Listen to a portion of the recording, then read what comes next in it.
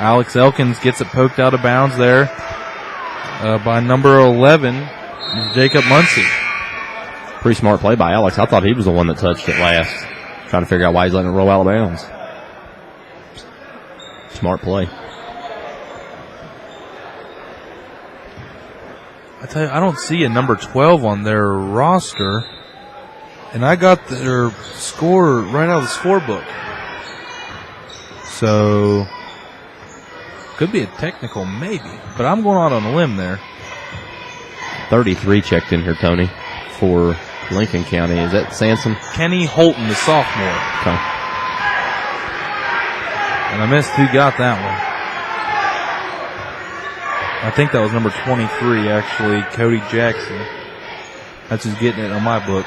If I'm wrong, write me a note on WVSportsNet.com. Turnover here. It was 33 that scored the bucket, Tony. Right? Yeah, the wow. new guy? Got my teams messed up? Okay. I got you. We're a two-man wrecking crew, Tony. Don't worry. Still in car lot mode. So Kenny Holton getting that first one there with his first basket off the bench, and we have a turnover by Lincoln County right back over to Riverview, 13-13, all knotted up with 5:50 to go in the second quarter of action. Speaking about the car lot, Tony, we're down here in Lincoln County. A lot of people may not know. Driving up to Stevens Auto, see Tony Lane. He's there 5 days a week, Monday through Saturday. They're closed on Sundays. Go to church. So if you're in the area and looking for a new car, swing by. Tony will hook you up. Absolutely. Jeep, Ford, Dodge, and Chrysler. Come and say, hey, WVSN told me to come in here. I'll take care of you. Floor mats? I'll even detail your car. Full tank Oh, write it down. Lincoln County. Oh, I love it. Yeah. We're sweetening up the pot. It's getting into the season. I like it. Moving towards spring, some of them hot new cars, you'd look good. You know, Tony hook you right up. Like I said, Stevens Auto, that number, Tony's what, 304-369? 2411. We're located just on Route 119, just north of Danville, Madison area down there. Past the David Kuhn Juvenile Center. As Cody Jackson connects on that free throw as well. Number 54, Josh Hill, got his first foul. 3 team fouls for Lincoln County to 2 fouls for Riverview. They're just letting them play here. You know, that's what you like to see. You know, they've been hustling. They've been out there hitting the deck, you know, and for the most part, it's been a clean game. Mm-hmm. Yeah, I like the pace. I mean, Josh Hill was not ready for that. No, and he had the Riverview defense, Cody Blankenship, when he attacked, they were collapsing. Josh would have had a layup right there, Tony, had he caught that ball. Yeah, that was nice look there by Cody Williamson, Cody Blankenship, excuse me.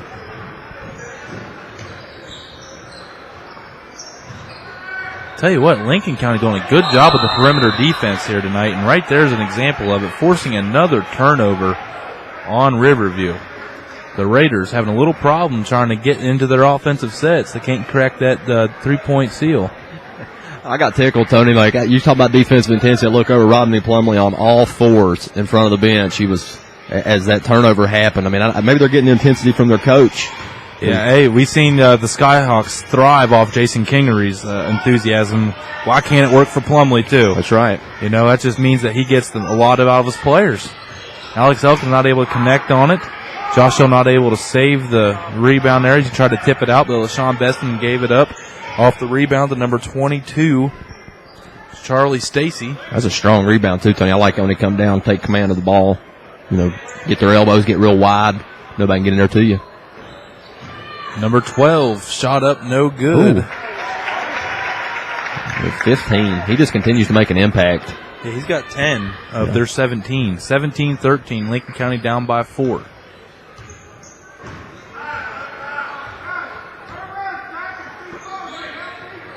Alex Elkins, right-hand side. Gives it over to Cody Blankenship. We're going to leave him open. He can't hit. And Beston with another rebound. He keeps him that type of game up. He'll have a double-double in the first half, Tony. Yeah, he's been on every board, it seems. They keep swinging around the perimeter, does Riverview. Shot up. And front rim, no good. Rebound's going to go to Beston offensively and back out. That shot was altered there by Josh Hill. And number 12 not able to come up to put back. And Cody Williamson's going to be fouled on a loose ball by number 31, Trey Lockhart. And that'll be that young man's second.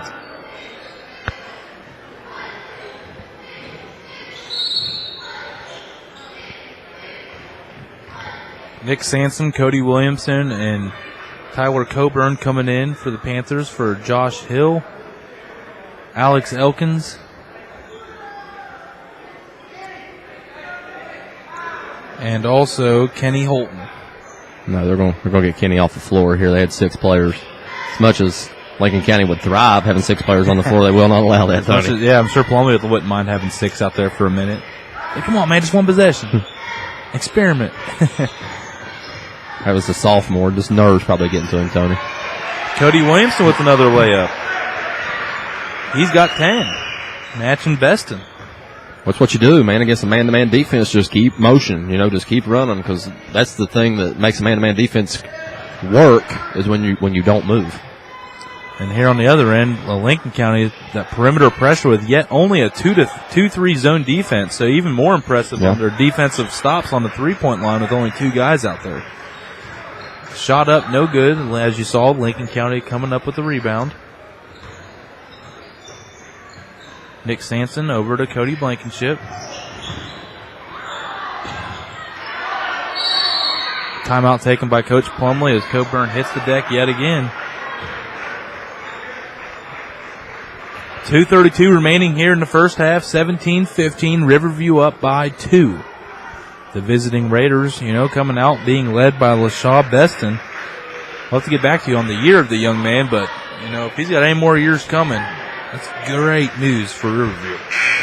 Totally different thing than what we saw at the Civic Center, Tony, in this Lincoln County team. As they come out and had an offensive explosion in the first half against Webster County. They're struggling a little bit here tonight, putting the ball in the basket, but they keep taking the perimeter shots. If their legs will come to them here in the last 20 minutes of basketball, they'll see their lead. They'll see their first lead. Actually, I just looked up. They're behind. But they're taking good shots, Tony. They're just not going in. This has been a slow quarter to watch. Has been 4 points apiece in the first 5.5 minutes.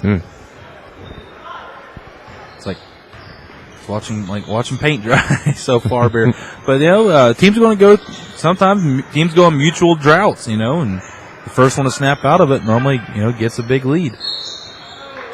As Sampson's going to get fouled there, so he was going to the hole strong.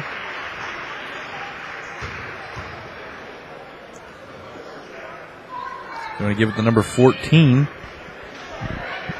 Excuse me, number 4. I really like Nick, putting the ball on the floor, going to the basket, Tony. Yeah, just a little quick story on him. He's recently only been able to play. He badly broke his ankle for the Lincoln County Football Panthers in the fall, and he's just been recently cleared to play, and he's still battling a bad ankle. They say it swells up after, playing at game speed, so we hope that Sampson's still making a nice recovery there. Them foul free throws look pretty good. Yep. He looks pretty agile out there on the court, Tony, as far as his lateral movement, side to side. Yeah, he's done a very good job working that perimeter. But we know it only takes one wrong step, don't it? Yep. Anything can happen. And right there, number 24, Brian Church connecting on the 3 off the bench. 2017, minute 44 to go. Cody Blankenship's going to see the lane. Nice job and one. And that's what he's been known to do, is get to the hole and finish strongly. Yeah, just a nose for the basket, Tony. Found a little lane in there. Used his long strides. I kind of thought he walked, but, he just covers so much territory with his steps. Yeah, he's 6'5", 6'6", I believe. He's got some long legs on him.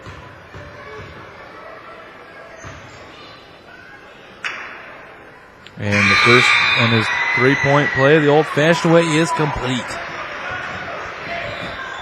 20-20, all knotted back up with a minute 40 to go. Starting to get some points up on the board now, John. Offensive explosion, Tony. Lincoln County. Wow. We saw that defense against Ripley.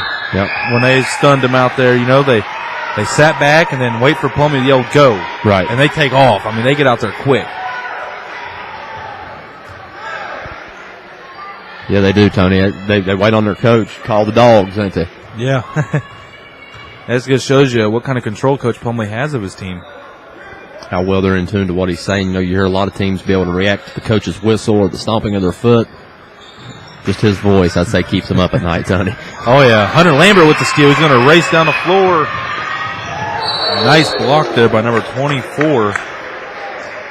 Brian Church from behind on Lambert, saving the layup. But nice steal there by Lambert on yet forcing another perimeter turnover by Riverview. Yeah, great hustle, too, on both ends. Yeah, get back down.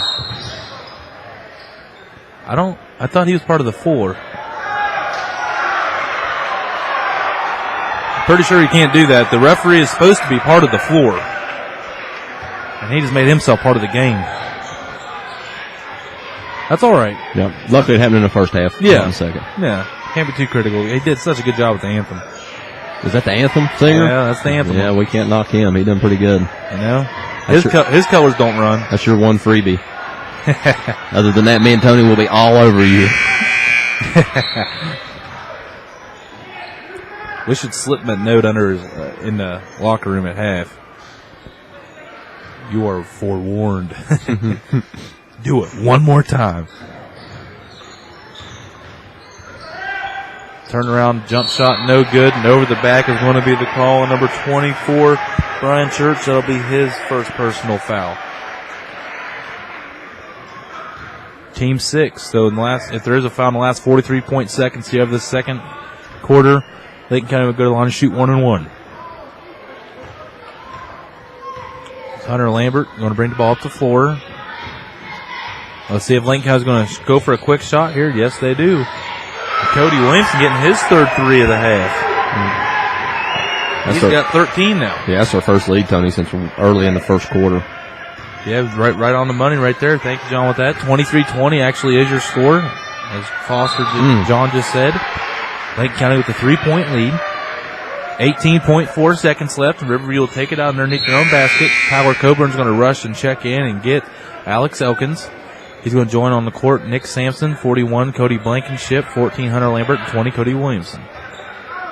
As LaShaw Beston's going to come back in for Riverview, and the way he's been playing, wonder why he was around. That's right. He looks like one of them kids that does not sweat or ever breathe deeply. That always frustrated me with them guys. Yeah. Sit there and just run and run and run. Yeah, I pour the sweat, Tony. We got going on here. We got a foul under the basket, it looks, with 5.4 seconds left. They're going to get Nick Sansom. That'll be his first.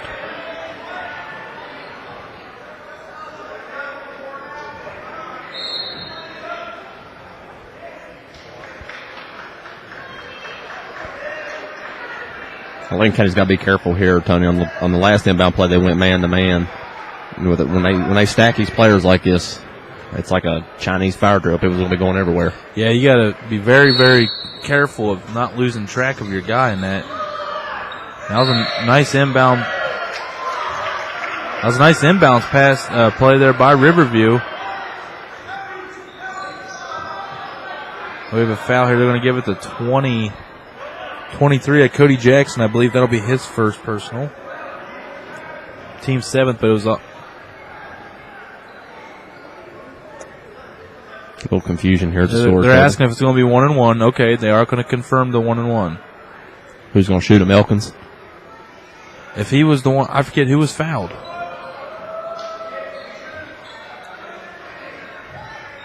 Cody Blankenship's going to be the one toe in the lineup here.